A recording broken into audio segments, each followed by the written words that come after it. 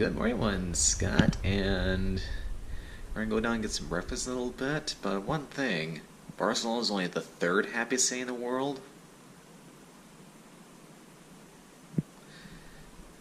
Why is it not the happiest city in the world? Well, we're gonna try to change that while we're here. So let's go get breakfast and head out.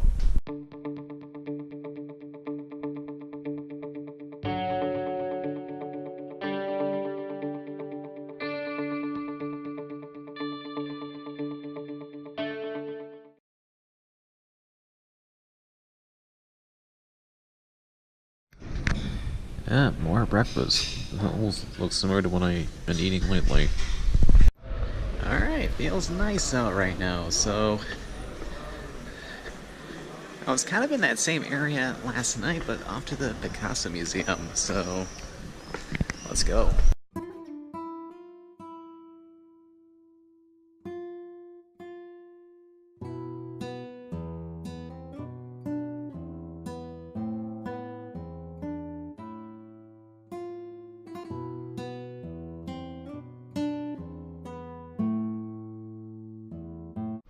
Alright, so I made it. So what I did was I pre-purchased my ticket online before I even came over to Europe, so although the line I don't think is that bad at all, since it is early in the morning and a lot of people like to sleep in Spain, so probably didn't matter, but I can go in.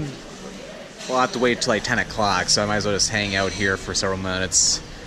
But I won't be able to film or even take pictures inside, so I will not be able to record anything inside. But I'll talk about the museum when I get out of it, though. Well, I gotta say, that was a very cool museum. Highly recommend it. Probably easier you buy a ticket ahead of time and have it printed out or have it electronically available on your phone. But yeah, pretty cool though. All you do is just, if you have a ticket, well, you can buy tickets on site over there, and they usually they give you a specific time you have to go into the museum. You go in over there, and then you can see all over there. You see like the gift shop, and then you turn right near where the gift shop is. That'll take you over to the collection, and then just present your ticket, and you can go right in and see all of his different works. Well, for the most part, it's pretty much mainly like his early stuff, like from where he was kind of like still living down in Malaga, which was where he was born, and then also his works when he was in Barcelona in the late 18th century, or no, 19th century, excuse me, and then even some of his first works that he did in Paris. Well, when he went for the first time, I think around like 1900. Basically, a lot of paintings that were eventually led.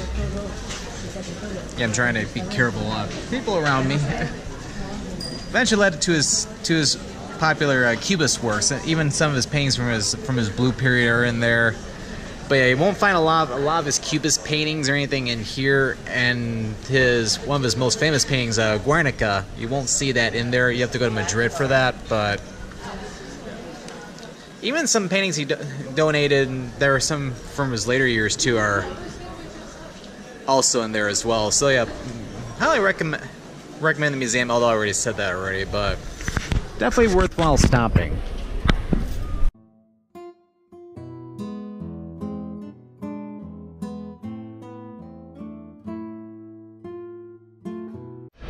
Yeah, that's where I ate dinner last night. Oh, here's the cathedral.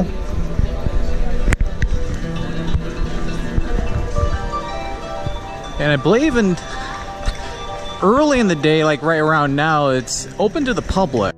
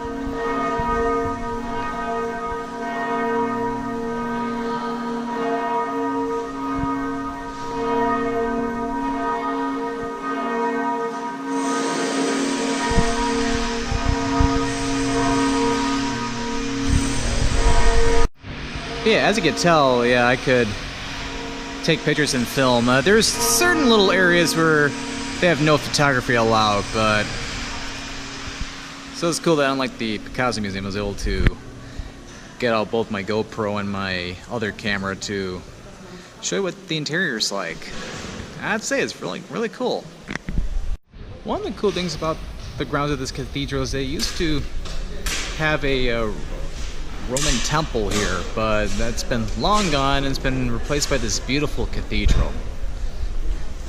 Alright, so I'm gonna go ahead and leave the cathedral, and probably could have kept my hat on, but it's a religious place, so it's like best to keep it off. But I figure I film and talk about here because once I get outside, I want to try to get away from some of the tourist spots in case there's pickpocketers or anything like that nearby, so I can hustle.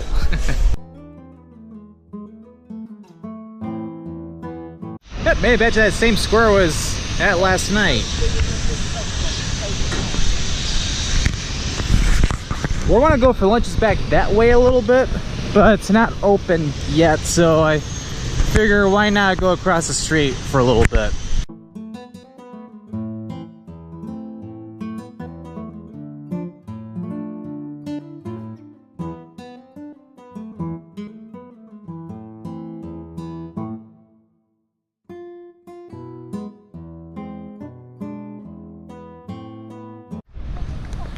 I can feel a little bit of the breeze coming from the Balearic Sea over that way. Which doesn't surprise me because we have part of the harbor right over there. Oh yeah, look at that all the way over there. That's the little cable car ride that takes you over to a Montjuic. I won't be riding that on this trip, but probably tomorrow would like to go up to over to a Montjuic.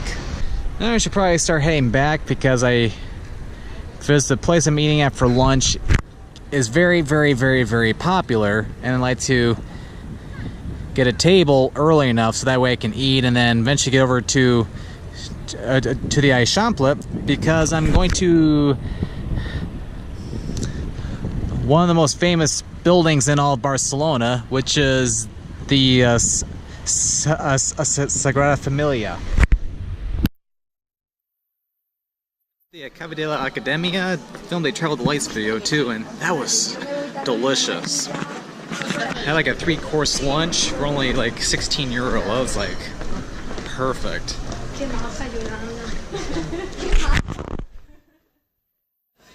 Yeah, I'm really glad I went there. It was well worth it. I already made it to a little city park, just a little bit to the probably about, yeah, it's about like to the east of where we just were. A lot of people hanging out here today. On a day like today, it's like, why not?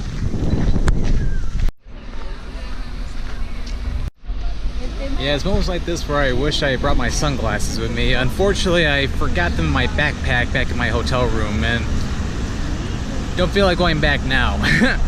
Oh well.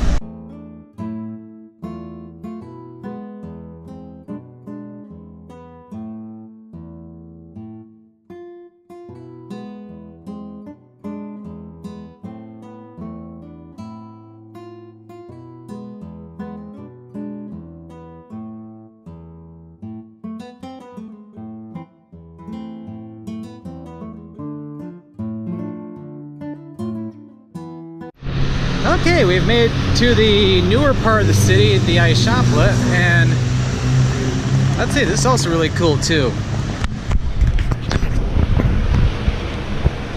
When it comes to visiting different cities, it's always great to check out the old town. I still have the term Stari Grad in my vocabulary a little bit because of visiting the former Yugoslavia not too long ago, but anyway, it's the same thing. And then also check out some of the more modern parts of the city. But yeah, I realize I'm gonna probably get to the Sagrada Familia a little too early, so I might take a little detour when I get near there and check out another cool site. So here's our Cool little detour.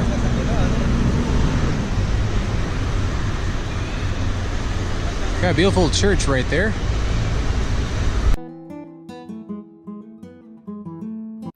So if I want to go to the Sagrada Familia, it's back that way, but I have some time before I need to be there according to my ticket, so I might as well walk that way a little bit. So some of the sites we're going to be checking out in these next set of segments, it's going to feature some different architectural work by a man named Antonio Gaudi. Kind of like how Jože Plečnik was to Ljubljana, Slovenia. Gaudi is basically to Barcelona. About another couple blocks or so, we're going to be coming up to one of his different masterpieces, which he did complete, called the I think it's the Casa Mila. Alright, here's one of Gaudi's masterpieces. This is the Casa Mila. He built this from 1906 to 1912, and look how beautiful the exterior is. There's a fee that you can pay to get inside. I'm not gonna do that today, but I'm contemplating about doing that tomorrow. If I do, the vlog I do for tomorrow will cover it, but haven't decided yet. But when I was going by the line for the tickets, it's pretty short, so of course then again, I'm not here during the peak of the tourist season.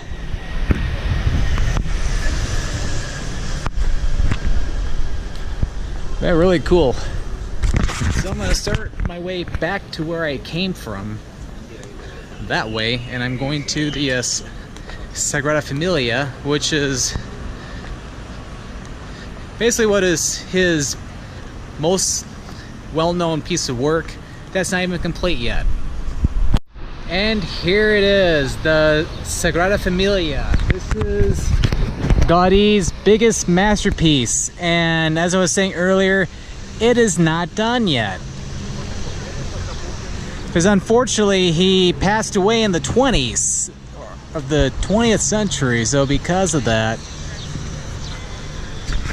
he did not live to see this get completed. Although, of course, again, it's not completed yet, but I believe the goal as of right now, I'm not sure if they'll get to that or not, but they're going to try to complete it by the 100th anniversary of his passing, but we'll wait and see. All I can say is I should be sure that I will be alive when this is complete, and I'm sure I'll probably hear all over the news. So my ticketed entry starts in about 10 minutes, so I'm gonna head inside shortly. And just like anything previous today, if I'm allowed to film inside, I will. If not, then I'll see you outside and I'll talk about it.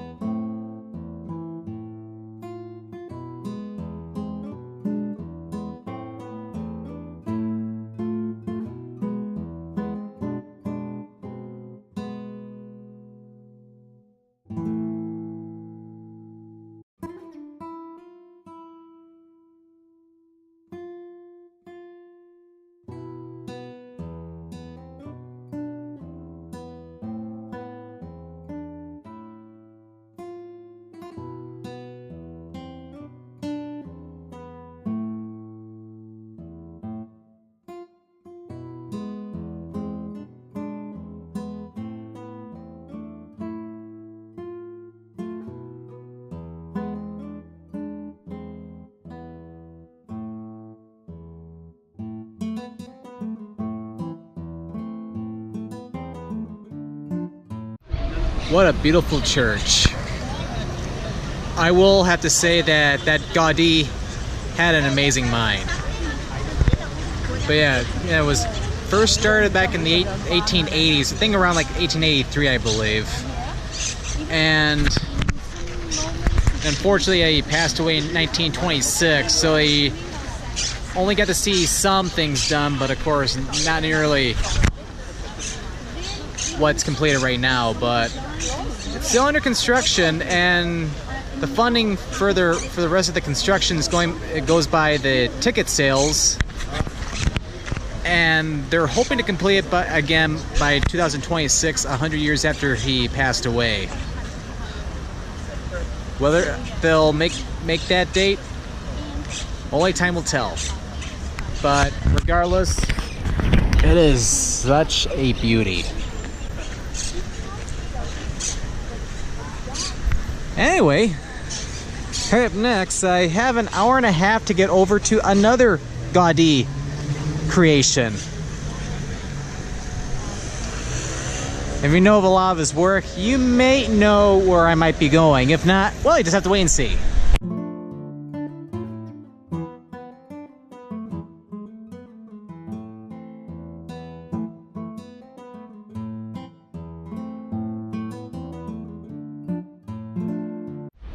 And after a very long walk, pretty much uphill most of the way, we made it to Parc Guell. This is another one of Gaudi's creations. There's a free and a paid section. The paid section you have to buy a ticket for, either on site or ahead of time online, and you can go in at your allotted time. Or you can check the free portion of the park at your own leisure. I have until 6 p.m. to go into the ticketed portion. That's when my ticket says, but I can go ahead and check out the free portion in the meantime.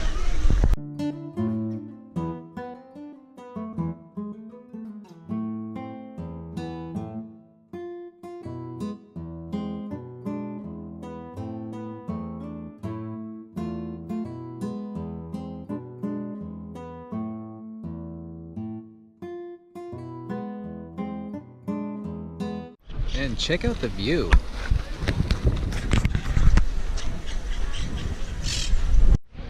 I gotta say, the view is pretty cool. And how you know where you're gonna be entering, like the area where you have to pay, which is called the monumental zone, is they got different areas where you have to scan, where they scan your ticket, which one of them is like right there. So I should be able to go in shortly. Alright, made it into the monumental zone. So all you do is, at your allotted time, you just line up and go scan your ticket, and you can come in, and when you leave, they have to rescan your ticket again. So yeah, don't lose it while you're here. If you come over here, you can get some of the best views of Barcelona.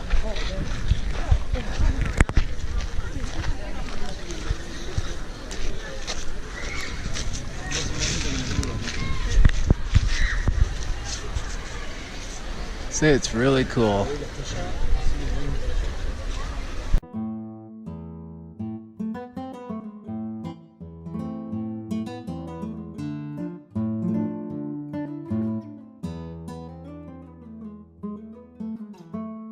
So up in here, this is the nature square. This huge area was designed to have different like open air shows, and even like Catalan nationalist events. And as you can tell from earlier, over here you can get the great views of the city.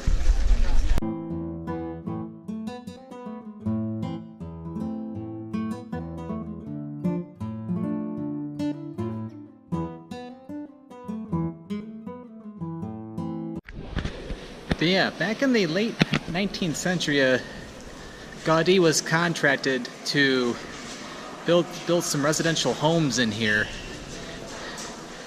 You can see a couple of them in one of the previous segments over in that general direction.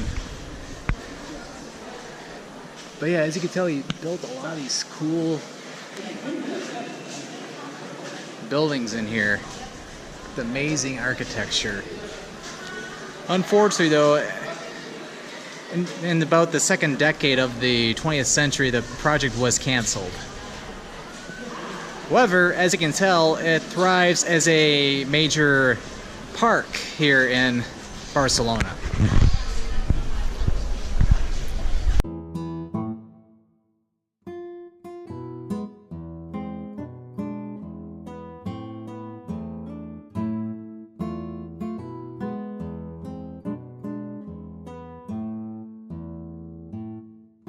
I gotta say, this park is really cool. I'm glad I made my journey up here. So I'm gonna get ready to leave the monumental zone, and once you leave, you can't come back in. So one little word of caution. But what I'm gonna do next is I'm going to head to the metro station, buy a ticket, and take that back to the Plaza de Catalunya, because I don't want to walk all the way back.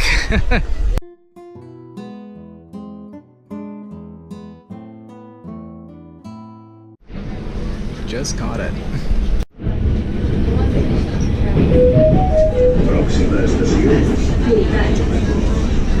Alright, so I took the metro over to the Plaza de Catalunya and got me within a few minutes of a walk to the hotel. So I'm gonna relax for a little while because my feet are killing me right now, and then probably go get some dinner. Alright, that's a good little rest. So now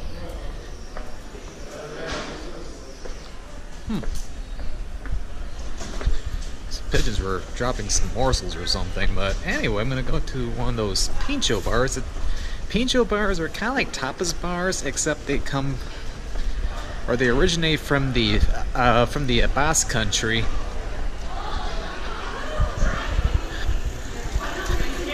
Located along the Bay of Biscay to the northern part of Spain, like along the border with France. Kind of like look where like Bilbao and San Sebastian are. And they're pretty popular here. And then tapas themselves they don't originate from Barcelona, but you can pretty much find them all throughout Spain. So I figure I found a good one that has some good reviews on it, so I figure I'll go ahead and get that as a light dinner tonight. Okay, it should be down this street, just a couple little small blocks east of the Ramblas. Okay, I think I found the place. It's called El Pintxo de Petritxo. Or Petritxo, excuse me. Oh yeah. They have the menu, outside.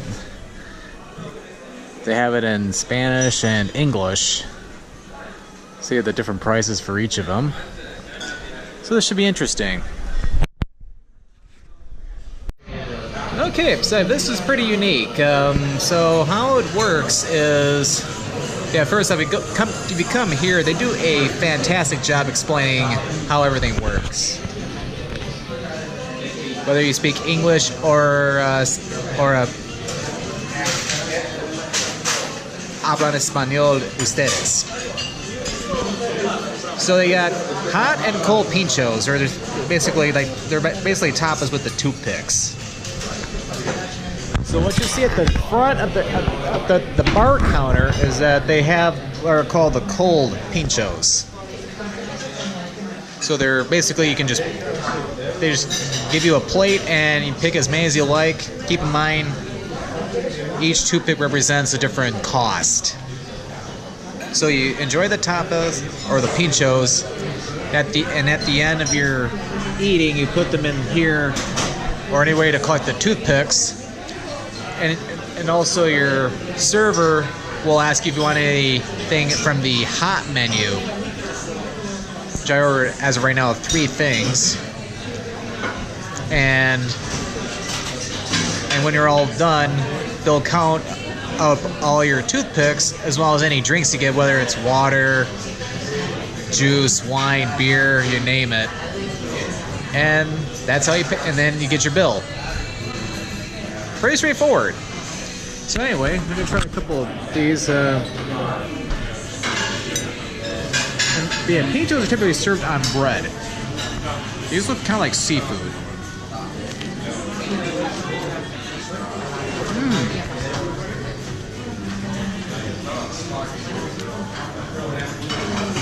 Yeah, some type of seafood. Yeah, I didn't see anything. It might have been up there. I kind of missed it, but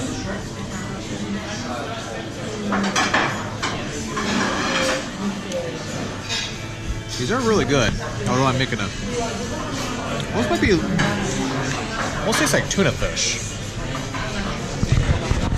Let me try. Go ahead and try this one. This one looks more like a crab cake. They're both really good. Gotta say, the Spanish, the Catalan, and the Basque people know how to live and eat. Okay, the hot ones are ready. Got a mini burger, like a pork loin, ham and cheese, and fried shrimp. Might as well try each one.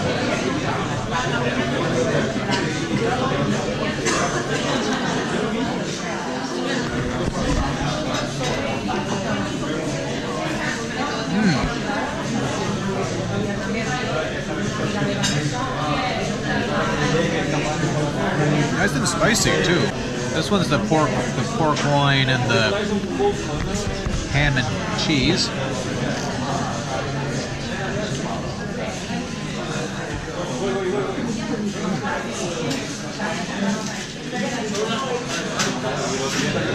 Very flavorful. All right, so those are good. I'm gonna order two. Well, I ordered two more of the hot ones, and I think that'll be good enough. I had a huge lunch today. Okay, so one's the ham croquette. The other one's like a salted fried cod. Try this one.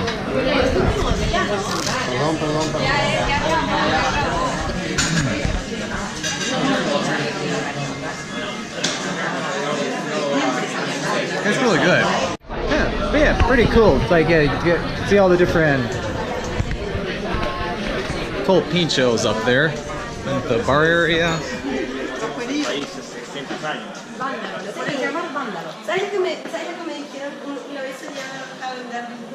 Yeah, that was a very cool experience. Definitely have to try more of those.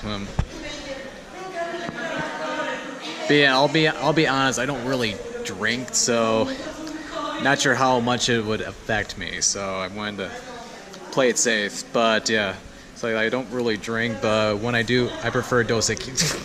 I'm kidding. I've always wanted to do that. I've always wanted to do that. But yeah. But if I wanted, I would like to try like some type of a wine or like a home-brewed beer or something at some point. But since I don't really drink, it might be best if I did it around with a good group of people. So that way, if I start singing Irish drinking songs or something, that way I'll have some support. Oh, hi there. But yeah.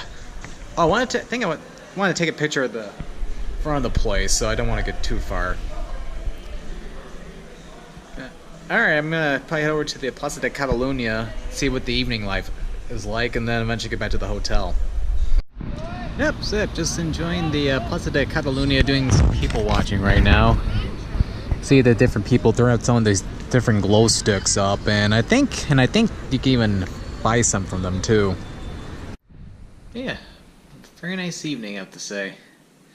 But yeah, we did quite a lot today, as I was saying back at the Plaza de Catalunya. So I'm gonna go ahead and end the vlog for today. So if you enjoyed this video, definitely give this video a like or a thumbs up. For more Scott995 travel videos, definitely click that subscribe button. I upload videos every Monday, Wednesday, and Friday. At the end of every video, links to my Twitter, Facebook, and Instagram pages. Well, thank you for watching today's travel vlog here in Barcelona.